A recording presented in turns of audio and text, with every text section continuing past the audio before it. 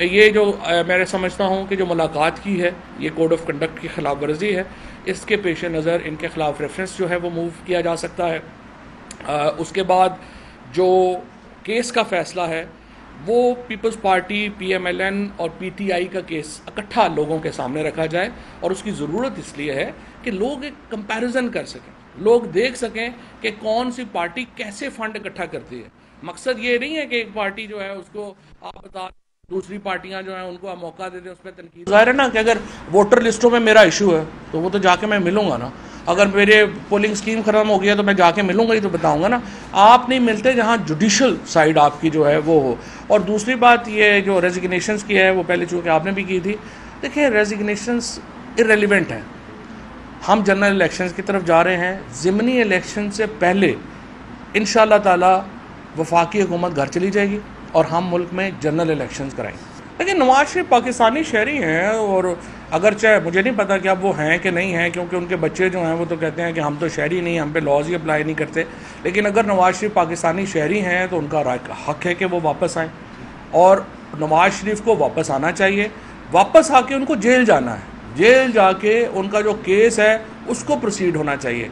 अगर आप नवाज शरीफ का ये कहें कि उनके लिए, जो इमरान खान हमेशा कहते हैं कि एक तबके के लिए कानून अलहदा हो जाए, दूसरे के लिए अलहदा हो जाए, एक के ऊपर, नवाज शरीफ के ऊपर इस वक्त 7 अरब रुपए के केसेस में वो जेल में हैं, वो हम नवाज शरीफ के लिए स्पेशल बना दें कि वो बाहर रह जाएं, और जो बेचारे सारा जो साइकिल चोर है, जेब कुतरे हैं। गुजरांवाला में एक बंदे को क्राउड ने मार मार के मार ही दिया कि उसने मोटरसाइकिल चोरी किया है।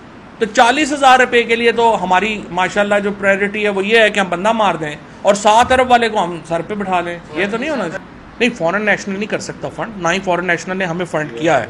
अगर ये जो मुबारक अल निहान की अगर फंडिंग है आरिफ नकवी साहब को, तो ये आरिफ नकवी जो हैं उनका और जो ब्रिटिश लॉज हैं उनकी वायलेशन है।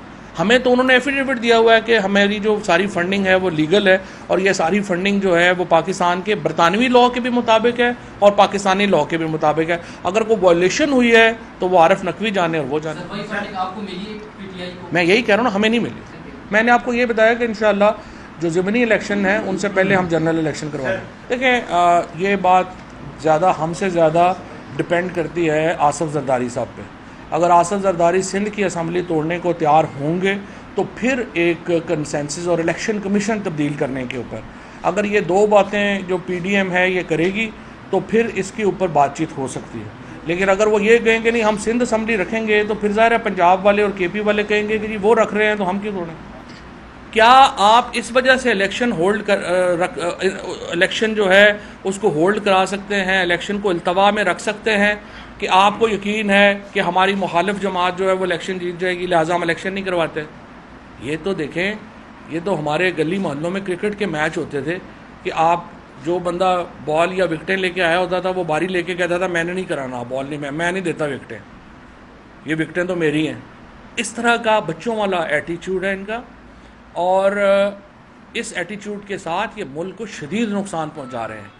ये अगर आपने इलेक्शन नहीं करवाने इस डर से कि इमरान खान इलेक्शन जीत जाएगा, फिर आप मुल्क में कोई और सिस्टम कर लें। फिर आप जो है वो कहें कि हमने और कोई कम्युनिस्ट जो निज़ाम था रूस में वो सिस्टम बनाना है, हमने डिक्टेटरशिप लानी है, क्योंकि जमहूरियत में तो ये नहीं हो सकता।